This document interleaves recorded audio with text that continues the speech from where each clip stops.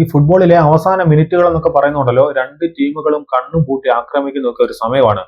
നിർണായക മത്സരമൊക്കെ ആണെന്നുണ്ടെങ്കിൽ പിന്നെ പറയുകയും വേണ്ട.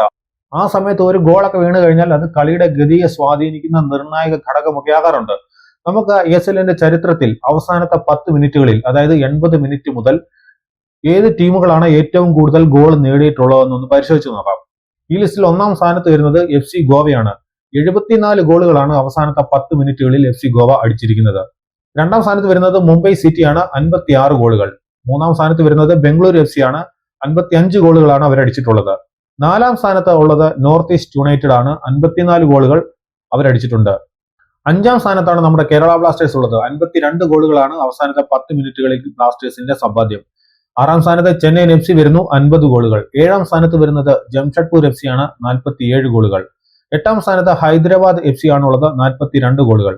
ഒൻപതാം സ്ഥാനത്ത് മോഹൻ ബഗാൻ സൂപ്പർ ജയൻസ് ഉണ്ട്, 39 ഗോളുകൾ. ATK FC ആണ് 10ാം സ്ഥാനത്ത് വരുന്നത്, 34 ഗോളുകളാണ് അവരടിച്ചിട്ടുള്ളത്. അപ്പോൾ ഇതാണ് ടീമുകൾ അവസാന മിനിറ്റുകളിൽ അടിച്ച ഗോളുകളുടെ ഒരു ലിസ്റ്റ്.